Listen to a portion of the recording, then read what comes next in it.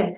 Hello, I'm Crystal, and thank you so much for joining me on the Warrenist Live, where we celebrate the art, culture, lifestyle, and people of Warren County, North Carolina, and beyond.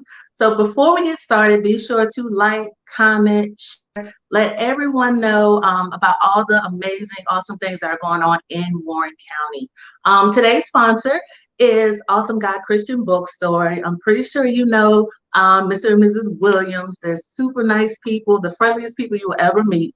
So with more churches opening up, be sure to stop by Awesome God Christian Bookstore at 130 South Main Street in downtown Warrenton for all of your worship and church needs.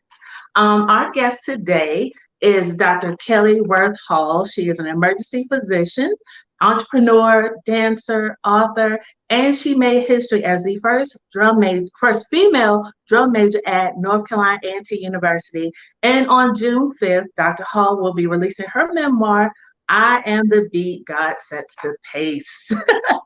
So we have a whole lot to chat about today because there's, like we said, a whole lot. So thank you so much for joining me today, Kellye. I am very honored to be here. Thank you for inviting me. Thank you. I was just telling her right before the interview, I was like, she was on my list of people that if I ever had any kind of podcast or show, I'm like, I want her on. So I greatly appreciate this opportunity. I'm so honored. All right. Okay. So you were born in Rochester, New York, but you were raised in Seoul City. Oh, city life. Right. So what's your favorite childhood memory of growing up in Seoul City? Oh, Seoul City was amazing. Everyone knew each other. It's such a small, tight-knit community. And what I most enjoyed about Seoul City, and particularly my circle in Seoul City, was the people that were in my circle. So my babysitter was 2 doors down. Then I had my best friend, Stephanie Pender, one of my best friends, because Chandra Sledge is my other, Stephanie was my dance partner, Two Hype Posse. And so we would come up with like these little routines. We would look at music videos and then we would mimic the music videos and record them. So there is actually footage out there that my sister Courtney puts on Facebook every year of us doing on the playground, another bad creation. And it was like 6 or 7 of us, and we just recreated the video. Courtney was probably 5 or 6, so she has like these pigtails that are not completely done, and we all look a wreck mess, but it was fun. So Seoul City, just going to the basketball court, going to the pool, dancing around with my friends, riding our bikes. Those were the good times when there were not the technology that is available today. So we weren't playing video games as much as kids these days. We weren't on our social media. There was no social media. Right, so being a kid, being outdoors and doing outdoor things and actually communicating with people face to face and not through a device. Right. So you just mentioned Courtney. So I know her because we graduated together, class of 2002. You know, 2 double O D's, had to put that out there. But you're the oldest of 3, right? Yes. So what was that like? 3 girls. We were interesting. What's funny is that Kim and Courtney, Kimberly is my middle sister. They tell me all the time that I used to break up their fights, and I didn't even realize that I did that. So that's what was the interesting thing. I was the responsible one, so I was always making sure everybody was taken care of, and I can see myself now breaking up many a fight between Kim and Courtney. So that probably was what I did frequently. But, you know, I basically tried to be a role model, and some things they followed me in and some things they didn't. So, you know, it is what it is. Right. I got you. Okay. So, but yeah, you grew up in Warren County. So what type of student were you? I was the go-getter and the overachiever. While I wasn't all the way at the top of the totem pole, I think I graduated 13th out of, I don't even remember how many people graduated with my high school class. But so I was, you know, in the academically gifted classes. And so I was doing all of that, on a roll, principals list, all those things. But I also was involved in sports. So I played basketball my senior year. I would play basketball for the girls, go to the locker room, change, and into a cheerleading outfit, and then cheer for the boys. I was in the marching band then. I ran track in middle school. I played softball and volleyball. And pretty much I did whatever I could just because I can't focus and I have to do a million things. That's what I do. Okay, just staying active. There's nothing wrong with that. Yes. Right. So, and you just talked about the band. So what sparked your interest in the band? My dad actually played in A&T's band, and my uncle did as well. So my dad played saxophone, and because I wanted to be like my dad, I played saxophone. Still play saxophone. I really don't play that much anymore. I have my soprano sax, but I sold my alto sax way back in the day. I needed some money for med school, child. And so that's really what sparked the interest. So I started playing in the 6th grade. Stanley Baird, he was our music teacher at the time. So love Mr. Baird. And, I always wanted to be in A&T's band, even from a young child, because we had football season tickets and we would go to the A&T games all the time. And so I got to meet members of the band. I went to band camp at A&T during the summers of my middle school and high school years. And so I met the drum major and got to dance around with him. And he would bring me onto the track when I was in high school and dance with him. So that was like the most amazing experience ever. Mm-hmm. And Anthony Chris, legendary Anthony Chris, he is the reason that I am drum major. The drum major that I am today, I owe it all to him because I basically mimicked his style. So what I do, I tend to find someone that is doing what I want to do, and I find someone that's the best or, one of the best in that field, and I idolize them and copy them and hopefully do them justice. Right. But I think with you though, is like, okay, although you say you copy them, you still bring your own style. Oh, definitely. To everything that you do. Yeah, there's Kellye Hall flavor somewhere. Kellye Worth back in the day, but right. I got you. So let's go back just a little bit on the high school band. I told somebody that I was interviewing you and they said, ask her about it's something about like the band leader when he left, and like all of your bandmates, you had to teach each other like the music. And can you tell me about that? The funny thing is, I didn't even remember that entire segment of my life until my mother said something about it. I completely forgot. I think in medical school and residency, like I just had to dump some of my memories to make room for all the information that was being thrown at me at one time. Right. But the things that I do remember is, yes, we started out with a band director in the beginning of the year, and for what unknown reason, he quit.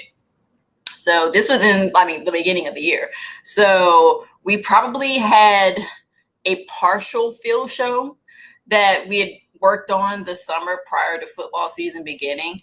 And I believe we still managed to complete a field show while they were looking for a band director. So me and Joe Austin, he was the other drum major at the time. We basically led the troops, and then we had, the flag girls and whatever we had already been working on, we basically just completed it so that for the first game we had a field show.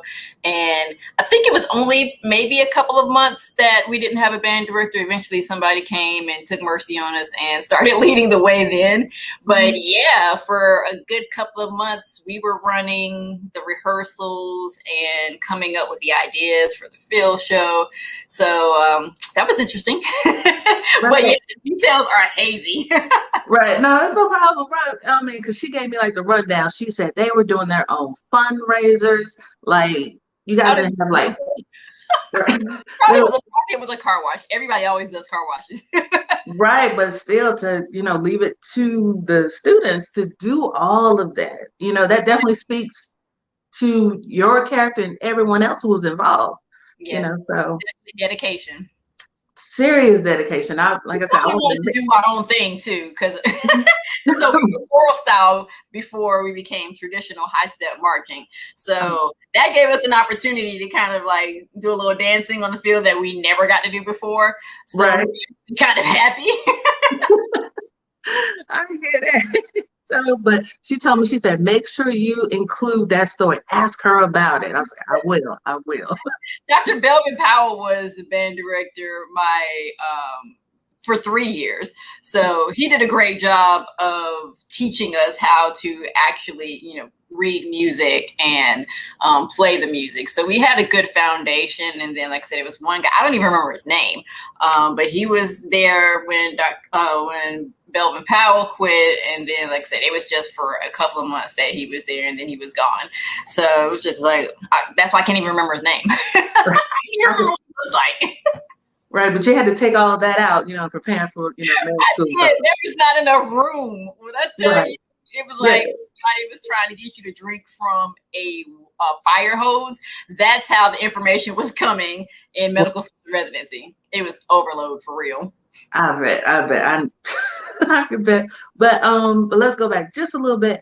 So you went to North Carolina A&T. It's very visible. Aggie Pride. Right. So, and I guess you touched on it too. What made you decide to go to A&T?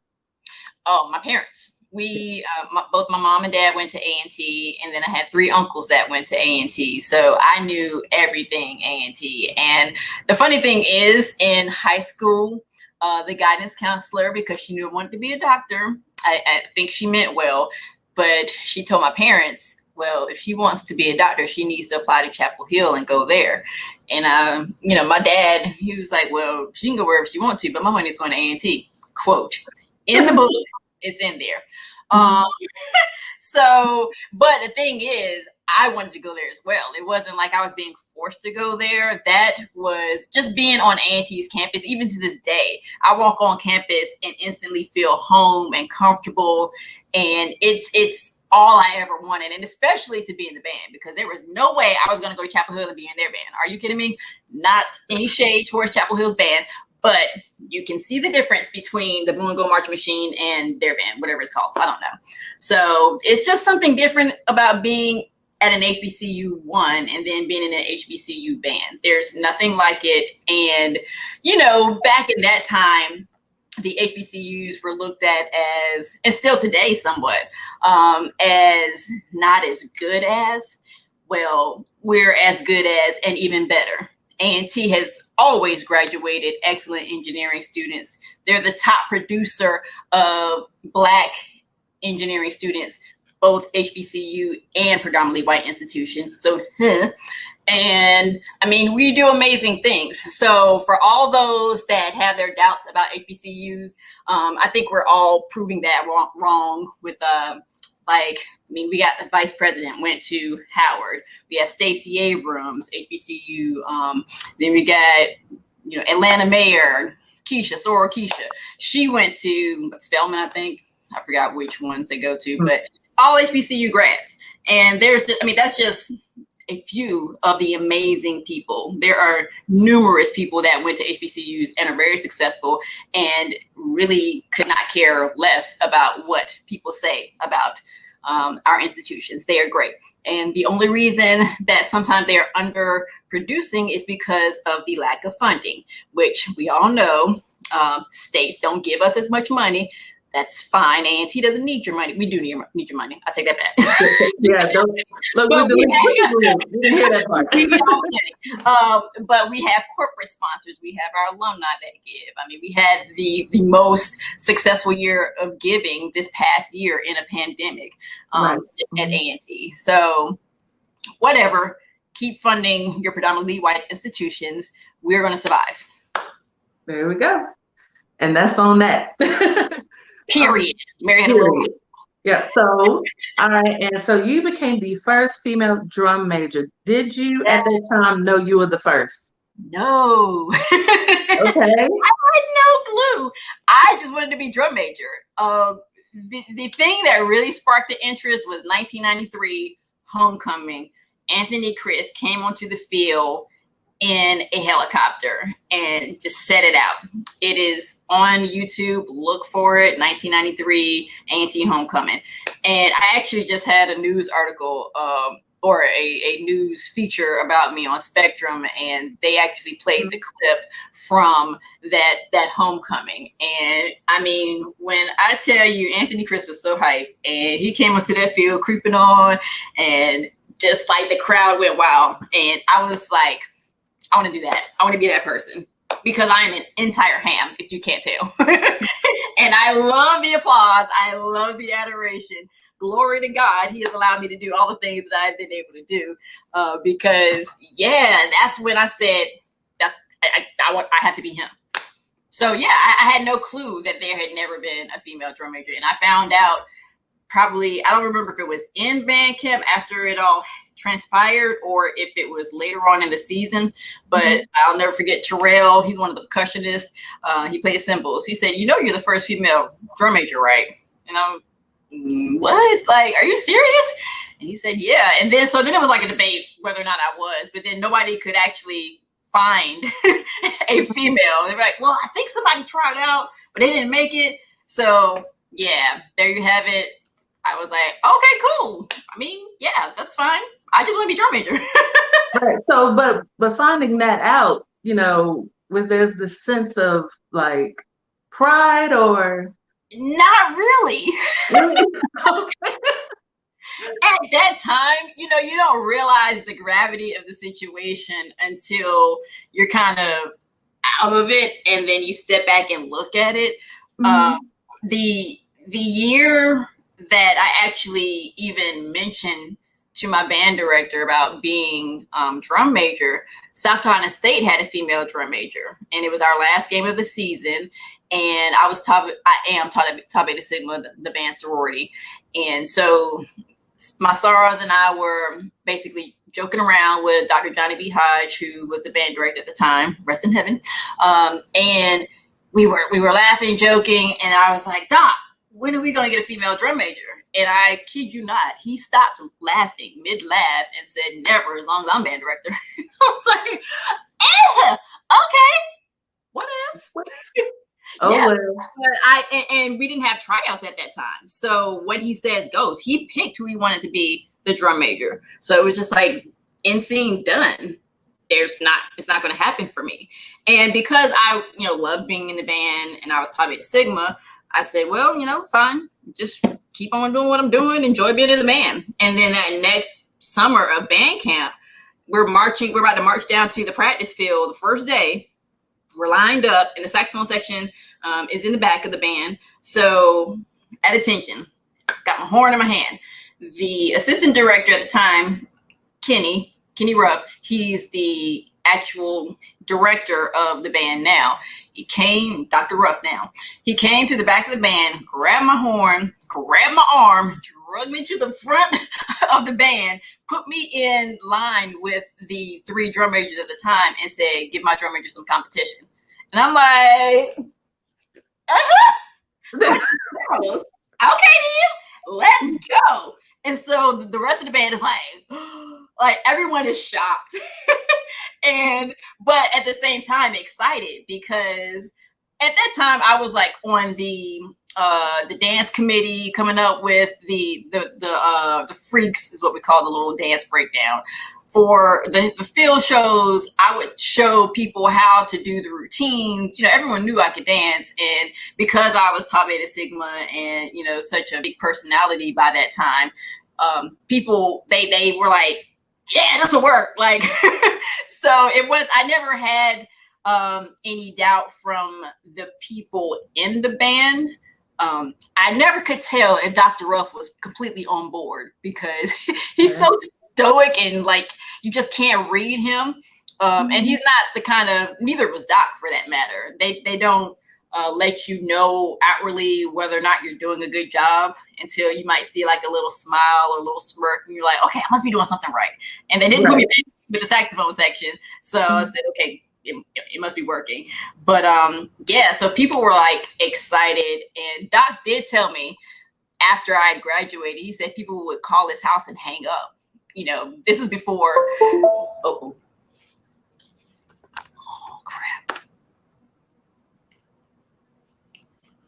Okay, are we back? We're good. Okay, I was like, I don't know what happened with my computer, but either way, so I don't even remember where it was. What was the last thing I said? That people would call his house and hang up, and this was before. So this is before they actually got to see me. I guess they assumed that I was going to suck because I'm a female. It's a traditional thing that drum majors are male. And Right. then, so they would call his house and hang up. No real threats, but he knew it had to be because there's a female drum major. And then once they saw me perform, it was like, oh, well, yeah, she's great. So carry on. All the calls stopped. Right. Like, oh, you can't even tell she's a girl. Go with it. Okay, so I guess let's move on to another layer of you. So is it true that you knew you wanted to be a doctor at the age of 2? That's what my mom tells me. Okay, so what were you doing or saying that gave her that idea? Well, I know of one story in particular. She tells me that when I was in medical school, she actually ran into my kindergarten teacher, Miss Norwood. And Miss Norwood asked her, how was I doing? What was I doing? And she said, well, she's in medical school. And Miss Norwood said, I always knew that girl was going to do something, because while most kids her age are playing with baby dolls as if they're mom, rocking them, that sort of thing, I had the baby doll saying, I'm going to deliver this baby. What? I don't know. Okay. God ordained destiny. And I don't know what it was specifically when I was 2 or 3 that I said that. I need to ask my mom that, as a matter of fact. But yeah, she says from the age of 2. And the funny thing is, I think it actually was spoken into me by my grandmother. She died when I was probably 7 or 8. I can't remember exactly, but my mom says I always used to sit and talk to her, and we would have like the most grown-up conversations. I'm 3 and 4, and having adult conversations with my grandmother. But my grandmother always wanted one of her kids to be a doctor, and none of them did. I mean, they went to college, and some got master's degrees. My mom did, what have you, but none of them went to medical school and became a doctor. And so I did. But I'm pretty sure my grandmother prayed that thing into me. Oh, okay, that works. Right? We all come into our destiny one way or another. There you go. That worked, and it worked out, right? It's still working. Absolutely. So where did you do your residency? East Carolina. So I went to medical school there and did my residency there.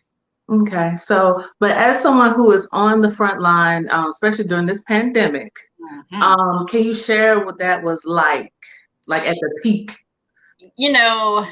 In the beginning, we didn't know what we were doing. We didn't know.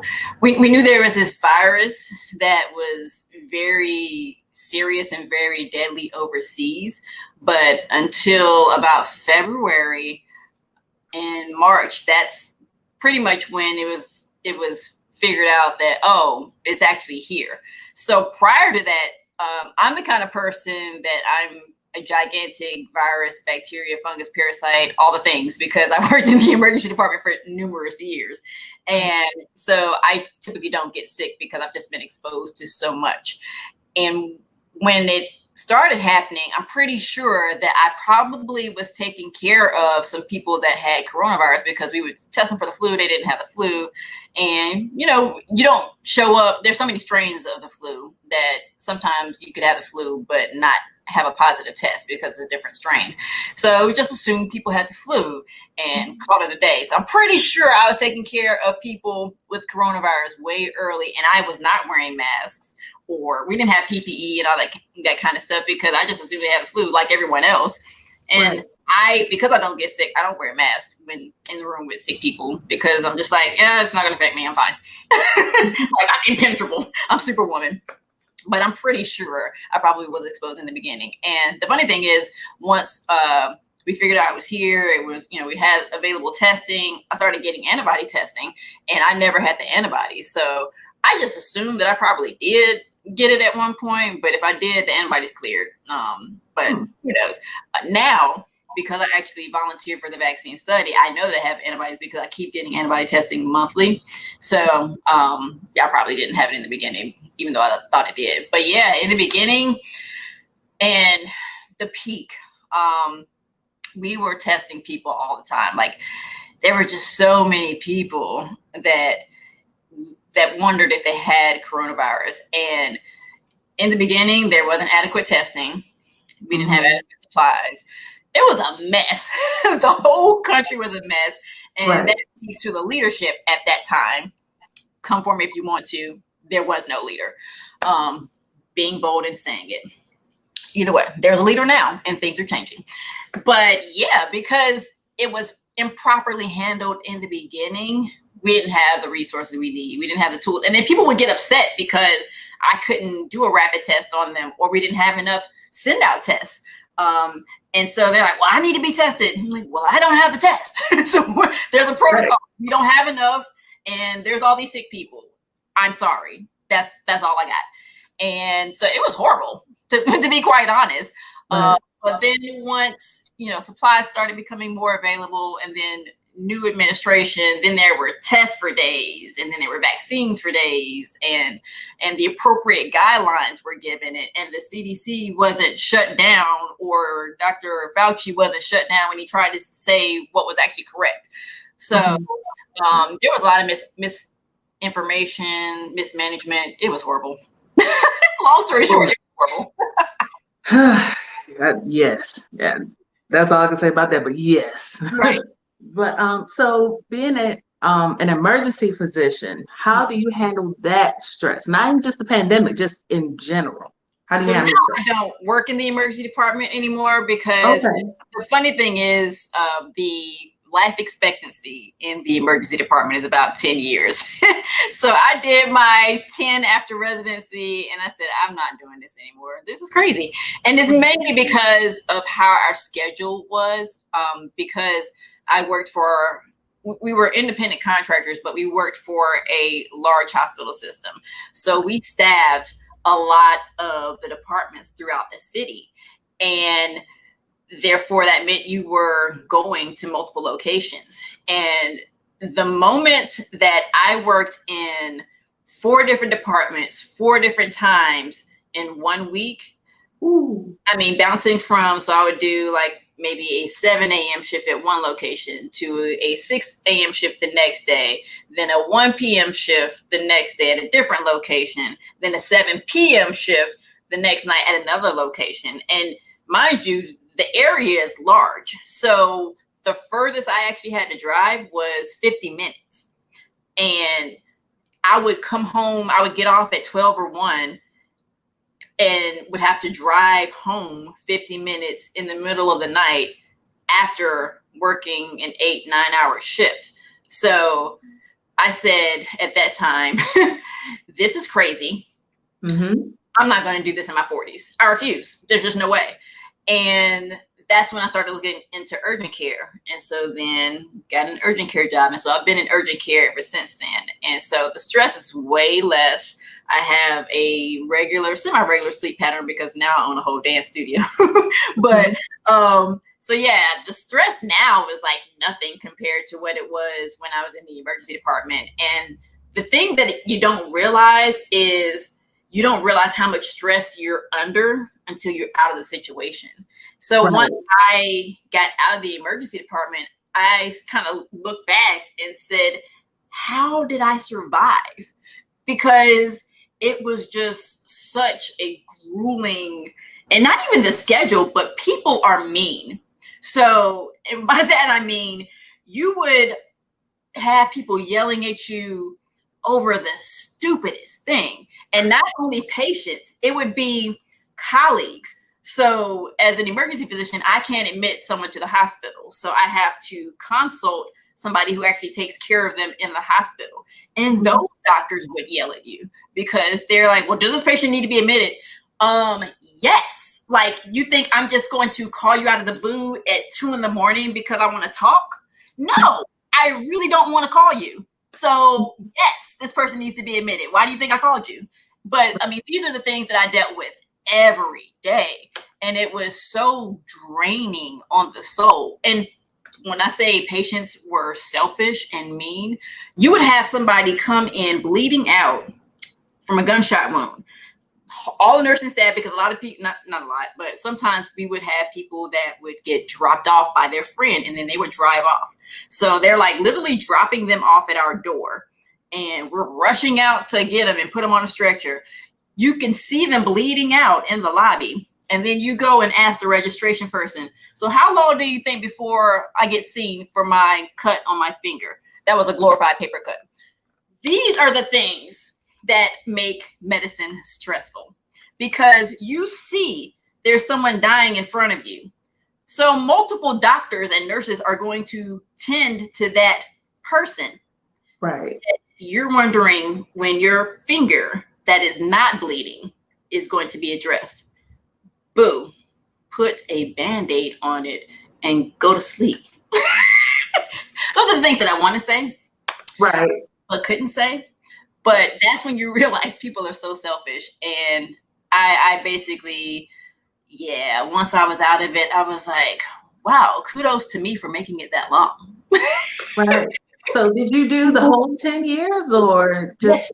So I did 3 years of, residency, but we weren't strictly in the emergency department at that time. But I did 10 years after residency working in the emergency department. So yes, but I mean, so a lot of people make it much longer. I have colleagues that are still there. It was just not the thing for me at this time because I have so many other things that I like to do, so many other passions that I just wanted to address. And I didn't want to constantly be on edge. And even though I was handling the stress, it was manifesting in a way to where I would just I wouldn't say I would get upset, but I could go from 0 to 100 in a second. So if you said the wrong thing to me, I'm at 100. Like there was no gradual get to it.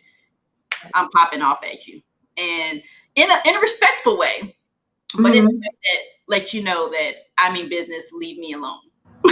Right. This is for anybody, patient, doctor, family members. It was like, say one more word, we're going to 100. So I am much calmer now. Jesus has worked on me a little bit more. So there's grace and patience a little bit now, still working on it. But yeah, it was for me to be the person that God wants me to be. I couldn't stay there because it was slowly changing the person that I was meant to be. Right. But it was good that you recognized that too. Yes. Otherwise, we might be hearing about you on the news. Right. Like she just snapped on somebody. Correct. Yeah. Okay. Yeah. But and that's a whole God thing too, because I was like, when as you grow closer in your walk with God, and you start listening, he starts revealing things to you. And if you're obedient, then he will direct you to the path that you're meant to be in. And I was always meant to be a doctor. It was God ordained. And, there's a lot of things that have transpired that have been positive as a result of being a physician. And I'm still a physician. So I say it like past tense because that's where I'm trying to get up out of here. But it had to happen the way that it happened so that I can be here today. And I've literally saved people's lives, like from the brink of death to their lives. And not only physically in the emergency department, but my mentee who just graduated from medical school, and she's somebody I speak about in my memoir. We encountered each other working in an emergency department, and she was a scribe, and the scribes are typically college students that do our charts so that we can try to get out of our shift on time. And it was me saying, the conversation went, what are you trying to do with your life? And she was like, well, I think I'm going to go to PA school. And I said, well, why not consider medical school? I said, because you're going to do the exact same thing as the doctors do, but you're going to get paid half as much. And she never, she was like, I don't know, never really thought about it. And at that time, she was at Central Piedmont Community College and had like a 2.4 GPA. And I always talk about A&T. Like, if you speak to me for longer than 15 minutes, you're going to figure out at some point that I'm an Aggie. Like, that's just who I am. That's my identity. And she was like, well, and she's from Charlotte. She said, well, people tell me not to go to A&T. And I'm like, who are these people? Like, have they gone to A&T? And she said, no. I said, correct. You have a whole doctor that went to A&T that loved it sitting in front of you. Don't listen to the haters. And so she... I hadn't worked with her like in months, and then came back one day and I was working with her. She said, Dr. Hall, I don't know what it was that you said to me, but I took a tour of A&T. I liked it. I applied. I got in. I'm going there in the fall. And I'm like, what? Are you serious? And so she graduated with a 3.4. From there, got 2 full rides, one to Chapel Hill and one to East Carolina. She went to Chapel Hill, just graduated. I got to put her little hood on her. And she is actually in Baltimore now at Johns Hopkins. She just moved yesterday there. And yeah, so she's going to be an OBGYN. She's starting her residency in July. So it's people like that I was supposed to encounter, and that's all God ordained. And so I had to follow this path so that other people could benefit, and also so I could benefit. Because I tell her all the time, her name is Khadijah. She's fine if I say it because we've had this story already. It's in the book. But she tells her story all the time. And she, I tell her she is my proudest moment as a doctor, despite the people that tell me I'm alive today because of you. She's the proudest moment because she actually listened to what I was saying when I didn't even know that she was listening, nor did I care. I just like to talk, as you can probably see. And it changed her entire life. So that's what I'm more proud of, is how I've helped people spiritually or emotionally and not just physically. But I had to be a doctor to do it. Exactly. So everything fell into place. Yes. So you touched on for a minute. Tell me about the greatest, most awesome, most amazing hip hop dance studio. Yes. Tell me about it. So NC Dance District Incorporated. This is we started out as adult dance studio, but we are now implementing teen and youth classes. So we're starting to get those rolled out. It was formed by my business partner, former NBA dancer, Anna O'Boise. She is awesome and amazing. She is more amazing than me, I think, although she denies it. I'm saying, honey, you are outstanding. And I started dancing at the studio like shortly after I got out of the emergency department. The studio's always been there. The studio's been open since 2011, 2012. Okay. Yeah, so it was actually hers. And then I started dancing there in 2018 because Anna taught our teens with Delta Sigma Theta. I am a Delta.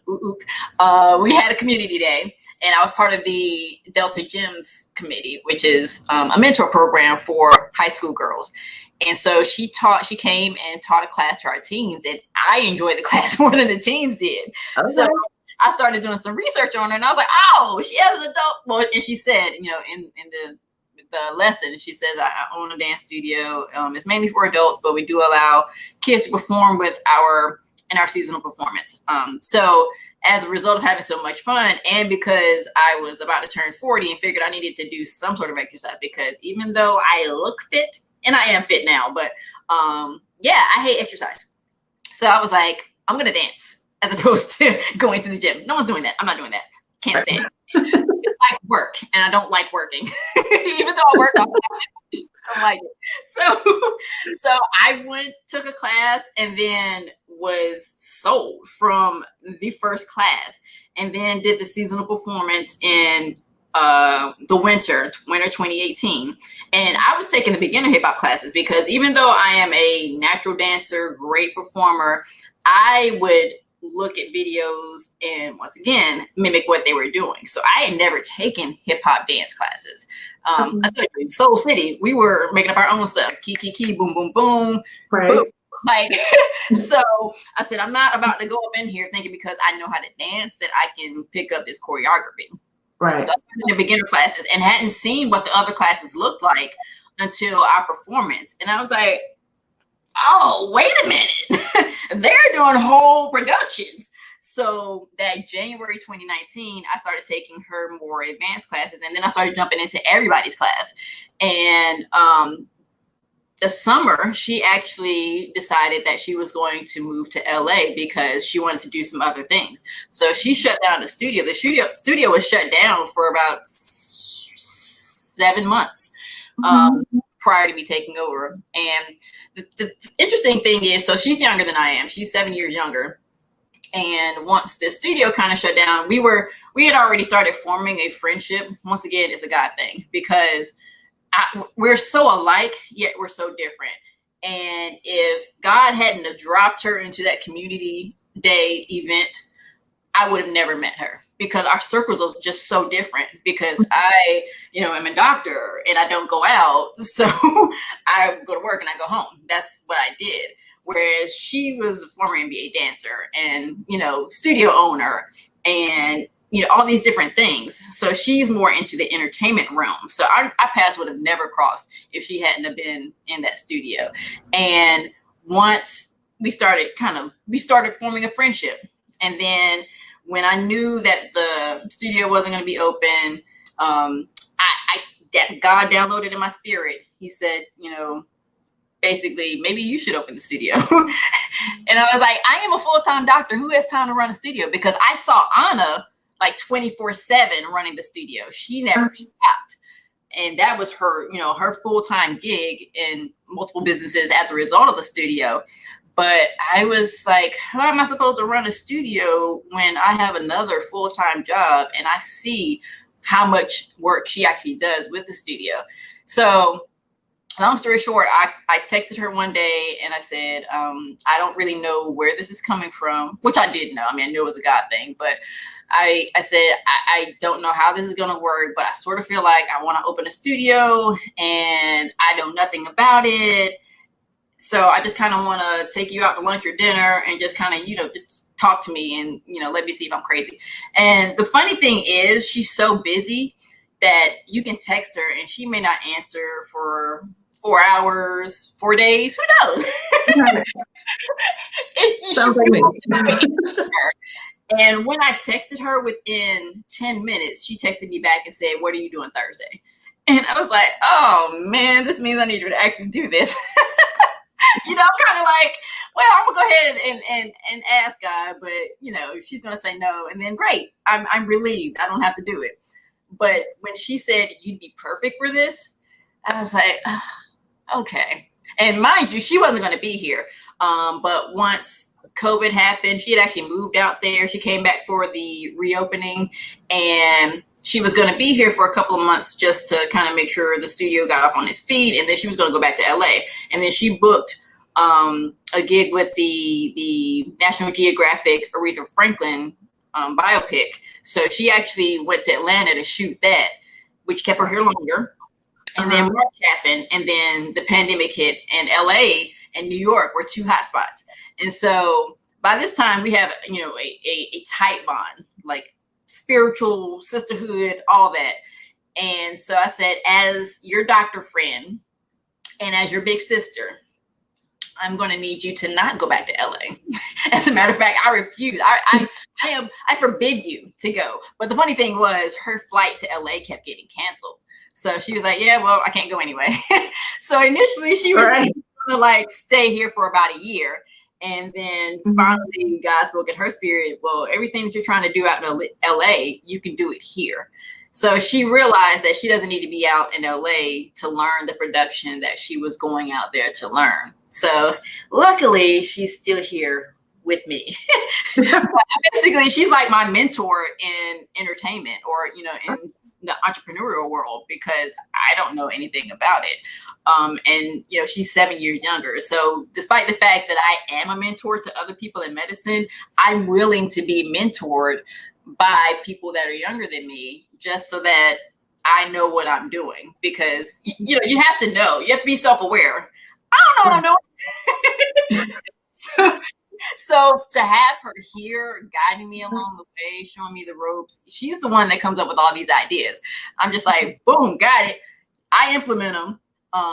But she's the brains behind the studio. I can't take any credit for any of it other than the fact that I found a new location that was bigger and I just made it pretty. Okay. I threw some money at the studio, and that's my part. She'll say that I do more, which I do, but it's still her. She's still what drives this studio, and I'm just thankful, honored that she trusted me with it, knowing good and well I didn't know what I was doing. But I don't think we said where it's located. It's located in South End Charlotte, so it is exit 7 off of 77 over by the airport, Clanton Road. Yeah, get it in. Check us out. Right. And then also in the description, I have a link to the North Carolina Dance District. So if anybody's interested, there you go. And I'll throw this out there too, because if you look at our IG and our YouTube, it's so polished that you think that everyone in my studio is a professional dancer. Not true. We will teach from beginner to professional. I do have professional dancers on my staff. I have former NBA dancers. One of them danced with Pitbull, Lady Gaga. I've gotten people that have been, booked with other artists, people that have gotten booked in movies. So we do have top tier professional dancers that are our choreographers and instructors. But the thing about them is that they can teach at a beginner level. So we teach from beginner to professional, and there's beginner classes, but those are on Wednesday at 7 and Saturday at 12. But there are also intermediate and advanced classes for those who aspire to be professional dancers. And we have choreographers from LA and Atlanta and New York that come and teach at our studio. We just had Cisco, who does heels. He came out in December. Shamika Ann from Atlanta came out. Phil Wright, who has a show, Disney Fam Jam on Disney, he did some classes for us. So you get your bare bone minimum beginner classes if you need them, and we do private lessons as well. But we also have those who are trying to train and get in the industry, and we hire dancers for gigs. So people that need dancers in Charlotte and surrounding areas, we actually hire dancers. So if you come and take classes at our studio, you might get booked for a gig. We pay you. You pay us to learn. We pay you to go and dance. So we do flash mobs. I mean, we run the gamut. We rent out the studio for people wanting to do video shoots or who need to rehearse. Pretty much anything dance related, NC Dance District has you. So check out our website, www.ncdancedistrict.com. Check us out on YouTube, Facebook, Instagram. We're all there. And even though the videos are so polished, it's because of our editing, which we have great people that can edit the videos. And while it looks like everyone is a professional dancer, they are not sometimes they are. You just never know, because we are good at what we do. We are everything. We are the premier hip hop dance studio in Charlotte. You don't need to look anywhere else. And just in case you didn't know, dancers are dope. That's what's on her shirt. This is Partners clothing line. When I tell you Anna O'Boise is amazing, y'all follow her too. That's ANA, and because her name is spelled differently from the way it's pronounced, it is OHBOYZEE. She changed it just so that you all know how to say her name, and you can follow her. So follow her because she is doing amazing things. She does production. She has her whole the seasonal performance. That's her other company, Project Full Out. She actually is part of Choreo Pros, which is out in Arizona, and that's a company that basically trains dancers from like NBA, anyone that has like semi-pro teams, that sort of thing. Okay.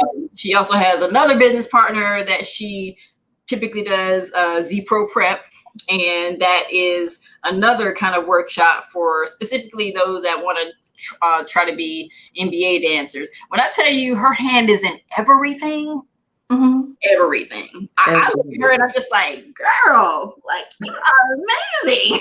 That's what made me draw to her, because I love when Black women are doing their thing, and I just want to support them. And luckily enough, I have managed to tag on to her and won't let her go. And now she's my business partner. But she, like, I'm the kind of person, I kind of, because of medicine, I sort of clamp down on some of that performance personality. And so you typically would only see that person at A&T. So in Charlotte, I was strictly Dr. Hall. Like, for the longest time, people didn't realize that I was the first female drum major until I started telling the story. And that's mainly because I kept the roles so separate that, people in Greensboro knew that I was a drum major, whereas people in Charlotte knew that I was a doctor, but never, only a few people knew that I was both. So she's actually the reason that I have become so much more vocal, and I'm way more comfortable in my own skin now, because I just felt like those two personalities couldn't exist together at the same time. And so I kept them separate. And now I'm like all the parts, all the people. I'm like, they're all in this one little body, and I do all. Right. And then another layer, because it's obvious that you're passionate about dance and medicine. Yes. You're also a best-selling author. Two-time best-selling author. Two-peat. So when did your passion for writing begin? What's funny is that I love to read. And in first grade, I wrote this short story. I don't even, there was an assignment. We had to write a short story. And Miss Sweeney was my teacher at the time. But I remember, and I actually still have the story. She was like, A+, like, this is amazing. And it was like some fantasy like thing. It was about a unicorn and Christmas, and like, who knows? It was just where my mind was at that time. I was like, a kid that just had such creativity. And once again, when you're in science, you're writing about facts, or you're learning about facts. And so I think a lot of that creativity kind of, it was still there, but it kind of went away. And so I write about myself and my experiences. I can't see myself being a fiction writer, at least not now, because I'm so used to real life. And the interesting thing is, my real life sounds like a story, sounds like a fiction story, but it actually happened. And that's what's funny, is that people, they told me that I was interesting. I would tell people different stories, and because I'm such a jokester, I'm always throwing a little humor in it. And one of my nurses said, "You are amazing." And I was like, really? Like, to me, I just did things that I thought was interesting. Like I said, never intended to be the first female drum major. Didn't realize that, and the statistics may be a little bit different now, but I think they're pretty much the same. At least 4 or 5 years ago, 4% of the nation's doctors are Black. Like, that's such a small number. So it's 2% Black females, 2% Black males. And so, because I know so many Black doctors and grew up in Warren County with Dr. Henderson and Dr. George, I was used to Black doctors. So I didn't think that I was such a unicorn in medicine until I heard it on MSNBC. Melissa Harris Perry, she was the one that said, only 4% of the nation's doctors are Black. I was like, are you serious? I know so many. So I never really thought I was so amazing until people were telling me I was amazing. I just thought that I was doing what most people do. You find something you want to do, you do it, and boom. Yeah. It's just as easy as that. And the funny thing is, I actually didn't realize that Warren County was seen as an underserved area. I never knew, because, my dad was the first Black county manager, and Eva Clayton, Congresswoman. So I know all these people that are doing amazing things. And so I'm thinking that Warren County I just had no clue until medical school, residency. And then I'm like, oh, wow, we actually are considered a poverty-stricken area. Who knew? Not me. So the take-home message is whatever someone puts into you, that's what you see. So if you're telling people that you're not going to do this, you're not going to do that, you're not going to do that, then if they believe it, they're not. But on the flip side, if you don't allow people to see negative, or you don't speak negativity into their life, then they just know that they're going to succeed. So luckily, my parents always said, you can do whatever you want to. Like, you're smart, figure it out. You can do it. Figure it out. Yeah. So I never knew that theoretically, I'm not supposed to be this person. I wasn't supposed to be a doctor, or I wasn't supposed to be this successful, because I have come from an underserved area where the schools are underserved, and never knew. Right. But I mean, but look at what you're doing. Look at who you are. Yeah. So, I mean, but yeah, I never intended to be amazing. I just thought I was going to do what I was supposed to do. It just happened. Right. So for people to call me amazing, and for the longest time, like, people will say in the drum major world that I'm a legend or the greatest of all time. I would not take that title. I would just be like, thank you guys. But I was like, I'm not a legend. I'm not going to call myself that. So Allah has actually helped me embrace all the amazing that I am. And so now this personality is out there and you can't take her back. So sorry for any haters that may be out there. Other people think I'm amazing. I actually don't know of any haters. Right. But, as you get, I take it back. I do know one hater. There's a studio down the street that probably cannot stand who I am right now. Because they often imitate but never duplicate. So anyone in Charlotte, they know who I'm talking about. The Charlotte Dance Squirrel. So we're just gonna do that. And we don't try to compete with other people. That's not what we do. We are doing what we want to do. And for those that copy our style and try to take our ideas and make them their own, that's fine. What God has for us is for us. And He doesn't like when you mess with His kids, and eventually it's going to come back on you. So you may want to stop it now before God takes over. Ooh. Shame. And you don't want to challenge Him. So, but it ain't about me. It's about Him. Keep messing with God's kid, because I'm God's kid. Yep, I hear that. So speaking of which, your upcoming book I'm sorry. You know what? Let's go back. Let's talk about the 2 books that you have. Yeah, so, let's talk about that. The first one is the Hbcu Experience, the North Carolina A&T State University first edition.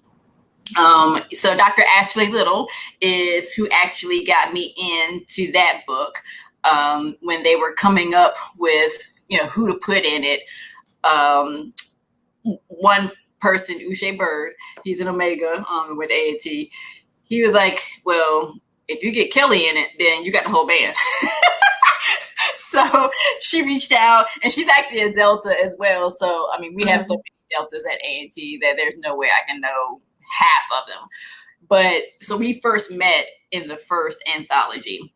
And then, so that became a bestseller. And then when the Marching Band anthology, this is from all different schools, not just A&T. But when the Marching Band anthology came out, she said, I need you to be the expert author. And I'm like, well, I mean, I don't consider myself an expert, but I mean, I have been exposed to HBCU bands from a child. So I'm going to go ahead and take that expert author, and we're going to write this article. We're going to write this chapter. So Dr. Ashley Little is the person that has gotten me in both books. And so she is the reason I am a 2-time bestseller. And this memoir is going to be the 3rd-time bestseller, because y'all are going to go buy it. Okay, June 5th.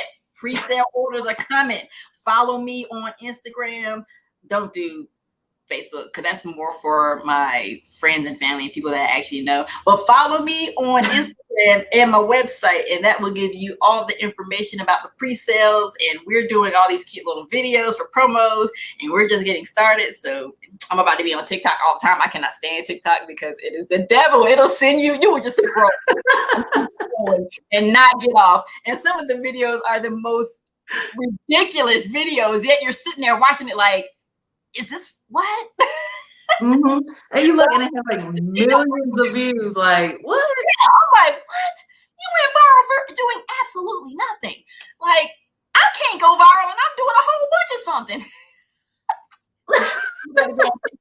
I mean, I'm on TikTok now. I don't even mention that because I don't even really use it. I think my name is Kellye Worthall on there. Who knows? I don't remember. But search me. I'm on there somewhere. But I'm about to start doing ridiculous TikTok videos. I mean, whatever. I'm gonna sell some books. I got you. But we didn't say the name. It's your upcoming release. I Am the Beat. God Sets the Pace. Yes, ma'am. So tell us the meaning behind the title. Actually, the nurse that told me that I was like amazing and had such amazing stories, he came up with the title. He said it needs to, like, I think I took the first part that he said you need to call it I Am the Beat, because, you know, heartbeat that relates to medicine, and then drum major that, you know, beat that relates to music. And I said, you know what, Trent, you're onto something. And the funny thing is, we haven't worked together since 2018. And so when I showed him the book cover, he said, that's an amazing title. I said, Trent, you helped come up with it. He forgot. So he was honored and floored, actually. But Trent is an awesome man of God. We would just have such amazing conversations on our downtime. And, you know, he would just be speaking into my spirit. And we just have such interesting debates. And, you know, when a man of God says something like that, you listen to it. And his wife is an amazing woman of God. I call her the prophetess. The deaconess. That's my nickname for her. I'm like, tell the deaconess I said, hey. But they're such an inspirational couple, and they are so driven by God. And when he came up with that, I said, oh, I'm gonna use that for real, for sure. And then God sets the pace, because everything that has happened in my life that has been so astronomical has been something that God put in my spirit, or something that I couldn't explain, but I just knew I was supposed to do it. Even before I knew that it was God speaking to me and telling me to do these things, I would do it. I would just feel like in middle school, my first year in 7th grade, being on the softball team, I sucked. Point blank period. We tried me in the outfield. I couldn't judge where the ball was coming, so I would drop balls in the outfield. And then I was okay at shortstop, but still not that great. So I didn't start my 7th grade year. But Mary Parker Coleman, this story is in my book too. Mary Parker Coleman was such an amazing person. Once again, somebody that I admired and took on their characteristics. So she was born without a hand. So she had one good hand, and then basically her hand ended at her wrist. So she didn't have anything to grab onto. So she would actually pitch the ball with her hand and then slide her glove onto the other hand to catch and to be ready. And just to see her flip, she did it so quickly too. Just to see her be so amazing as the picture and have only one fully formed hand, that was amazing to me. So when she was in 8th grade when I was in 7th grade. So when she graduated, I knew we were going to need a picture. So the summer before, I started trying to pitch. And once again, not trained, but I watched her, and I would watch other pitchers. And Dr. Schulenberger, he was the coach at the time. Okay. And he said, you know, he basically gave anybody a chance to be the pitcher. And so in tryouts, you know, there's like 3 or 4 of us lined up throwing the ball, and he walked by and said, you know, keep at it, gal, you looking good, you know, with his little country twang. You might be all right, gal. Keep trying. And so I got the starting position as a pitcher. Had never pitched prior to that, and then at the end of the season, I'm the MVP. And that was just because, you know, something said try out for pitcher, which it was God. But, you know, at that time, I don't know, because I didn't grow up in the church. We went to church, but I didn't grow up in the church. So it wasn't like I knew this was God that was directing me to be a pitcher. And like things like that just happen all the time, to where never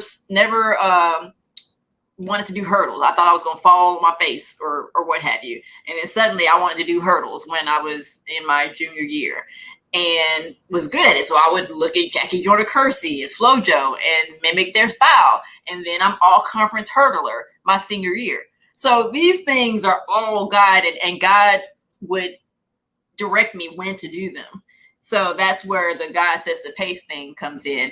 And the other kind of moral of the story is there's not just one cookie cutter way into your different paths. If I had listened to people like Miss Beasley, who wanted me to go to Chapel Hill, I don't think I would have survived at Chapel Hill. It was, going from Warren County to Chapel Hill, where small knit community, to fend for yourself wouldn't work. So went to A&T. Got to A&T freshman orientation. My advisor said, "So you're in the band?" I'm like, "Yes." And he said, "You're gonna have to quit the band." And I'm like, "No." And he meant well. Once again, these people mean well. They're not doing it to like crush my spirit, but they don't think that I would succeed the way that God directed me to do things. So he basically said the band practices too much. So you're not going to be able to keep your grades up. And because I was so stubborn at such an early age, and my dad made me feel like I could do anything, I could be anybody, I said, well, if my grades start to fall, I'll quit. But I'm not going to go into it thinking that I'm going to fail. Right. So if I hadn't have joined the band, then I wouldn't have been the first female drum major, which is one of the topic of my discussion on my personal statement. We have to write a personal statement for medical school, and you basically kind of, write about why you should make it or something. I don't even know what it was about, but I know I wrote about being the first female drum major. And in my interview at East Carolina, 2 out of the 3 interviews I had, they spoke about, and we had a extensive discussion about me being the first female drum major. And in medical school, what gets you in a lot of times is how you overcome adversity, or you tell an amazing story. So if I had to been the drum major, might not have made it into medical school the first try, because I had the bare minimum required to get in on the MCAT. And I mean, I had a 3.4 GPA, which is great, but a lot of people have 4.0s and 3.9s. And so that set me apart from my classmates and got me in. So once again, people are thinking, you want to be a doctor, go to Chapel Hill, go to Duke, go to Wake Forest. They're directing you in a certain path because they think that's the only way that you're going to get in. Well, it's not. What is for you is for you. God told me to do what I'm going to do. So I'm going to take the path less traveled and the road less traveled and do what I'm supposed to do and get in the way that God wants me to get in. Right. Long story short, period. Exclamation point. I got you. All right. So I think I know the answer to this one, but just in case, as a doctor, dancer, entrepreneur, author, which brings you more fulfillment? You know what? It's a hard question to answer. I can tell you what does not bring me fulfillment right now. I think I know. Right. Context schools will tell you that. Yeah. And as soon as somebody will put me on a TV screen, I will be out of medicine with the quickness. I will do like a PRN something to keep my license active, because I worked a long time for that thing. I'm not just about to let it expire. But if there's anything that I would give up today without looking back, it's really medicine. And not that I don't like it. It's just that medicine is not what it's supposed to be. And by that, I mean CEOs, business people are dictating what happens in medicine. They are the ones that are telling us that we have to see so many patients in so much time. They're the ones that are making decisions based on money and not what's clinically sound or clinically safe. So a lot of times they want you to do these things, and we make it happen, but it takes such miracles to make these things happen without mistakes being made, because they don't have the clinical know-how to realize that what you're asking us to do is like making water into wine every day, which we do. But it's so draining because we have to work so hard to make this happen. And then pharmaceutical companies charge way too much for medicine. So then people have to decide between medicine or food.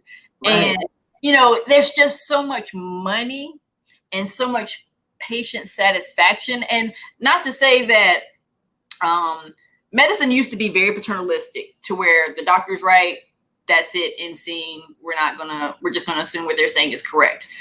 Yeah, we shouldn't do that. But on the other end of the spectrum, medicine is not Burger King. You can't come in and say, I want an antibiotic because I've been coughing for 2 minutes and think that's the appropriate medicine. It's not. However, people get surveys.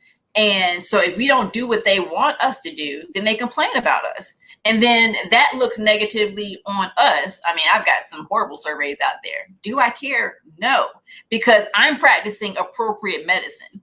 And so I'm not going to let patient satisfaction and what the customer wants to dictate appropriate care. We need to meet somewhere in the middle. And because business people are running medicine, it's now they're not patients anymore. They're customers, which we need to meet in the middle. And so that's what is so frustrating about medicine, is that people now, there's Dr. Google.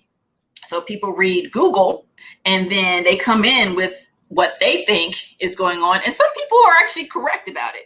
But then there's so many people that are not. And so then when you're telling them what's the correct thing to do and how to take care of things, then they're upset because you didn't give them what they wanted. So medicine is a mess. And I still mentor women that want to go into medicine to this day, but I tell them, go into it with your eyes open and try to change the system.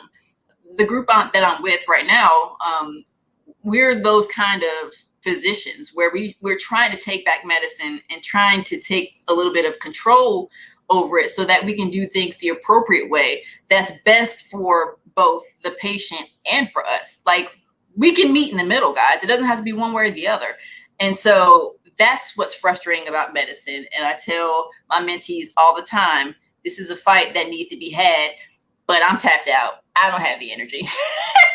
So I'm going to tell you to start fighting today, so that we can turn medicine into what it was intended to be. I just wanted to take care of patients. I wanted to heal the world. And money and business makes it so difficult. And I just don't have the energy to do it anymore.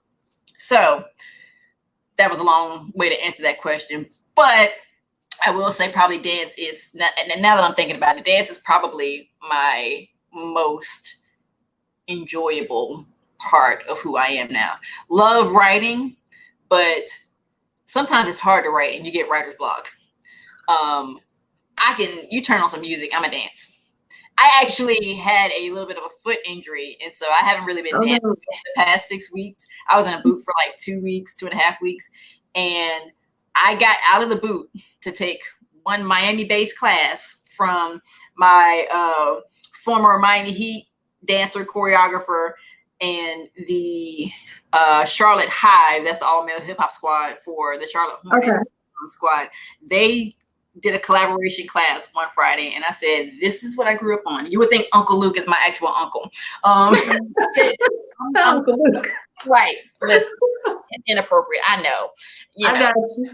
Awesome guy, Christian bookstore. You're working on me, okay? Right. I listened to the edited version. I know my heart. I listened to the edited version, okay? So you can say Jesus to it all throughout the song, and I'd be fine. It's not the lyrics, it's the beat. Right, got it. I grew up, my mom's from Fort Lauderdale. Like, that's what I grew up listening to that stuff. So when they said, we're going to do something to Uncle Luke, I said, oh, wait, I'm getting out this boot. And if you look at my IG, you would never know I was in a boot up to an hour prior to that class. And the funny thing is, the Miami Heat choreographer, Ashley, I would do the routine, and then when the music stopped, I didn't even realize I was doing it. But because I had been in a boot so long, I kind of was like, sort of limping, even though I wasn't. And I think I was doing it more so because I had been walking that way for 3 weeks. And plus I still had a little soreness. So I think I was kind of trying to take some of the edge off the foot. But she was like, you just did 40 seconds of that whole routine and you're limping. Right. I said, well, I mean, it doesn't hurt, but I think I'm more just kind of trying to make sure I'm keeping weight off of it. She said, no, you literally just did that routine. Can't tell that you were in a boot and now you're limping. I was like, I mean, I got to do it. What do you want? When you feel the beat, you feel it. You can't help it. Yes, I literally can't. If you look at me cleaning this building, it's a whole Usher video. Like, I mean, I'm scrubbing the ground, scrub the ground. I am so horrible. Like Miami Bass is my heart, and so is Baltimore Club. But Usher, like all those people. So Beyonce called me. Honey, you missed out on Beachella because I could have been your drum major. That's all right though. But yeah. Right. Dance is probably the thing that is so deep in my spirit that I couldn't do without it. Right. One way or another, I'm a dance. Right. I got you. All right. So back to your bio, you said that you attribute your strong sense of self, which we definitely see here, and your pride in your heritage, because you grew up around many influential people. So who are some of those people? Floyd McKissick is probably the first, so the creator of Soul City, All Things Great. Once again, did not realize he was such an influential person until this is even after residency, because so he was my dad's mentor. Okay. And I just knew him as Uncle Floyd.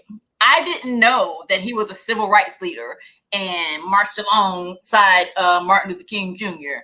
and was one of the first Black students accepted and allowed into UNC Chapel Hill's law school. Didn't know any of that because he was Uncle Floyd to me. So Uncle Floyd, and you got Congresswoman Eva Clayton.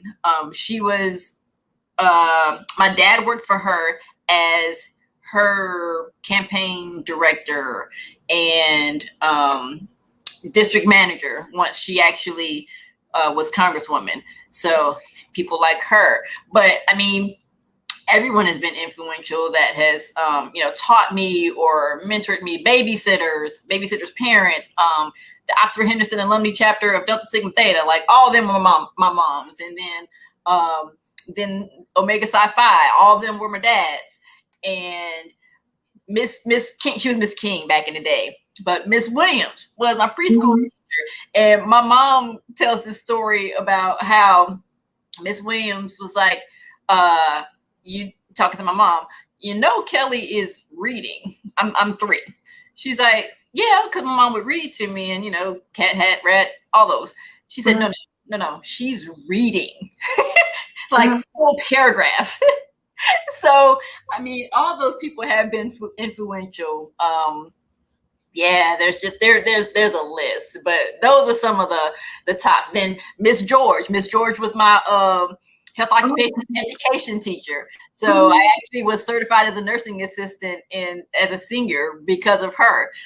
So the Georges were my people because Ninka George was part of my squad. So I knew Dr. George, and then there was Dr. Henderson. So, their kids, I knew all these people because these were my parents' friends. And, that was a circle of people that we had. But to me, they were regular people. I didn't know that they were amazing. Right. Just the significance of like all they've done and accomplished and no clue. Yeah, none whatsoever. Nope, I just knew they were Uncle Floyd. That's Miss Clayton. I mean, we go riding Miss Clayton's boat. Right. With these people, it's just these were my parents, my aunts and uncles. They're not by blood, but just because that's the role that they played in my life.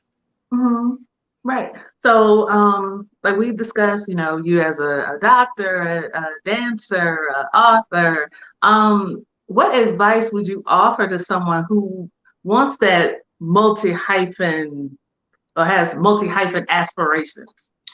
listen to God, pray to God, be obedient to God, but believe in yourself and take the path that's designed for you. Do not let people dictate what you are supposed to do.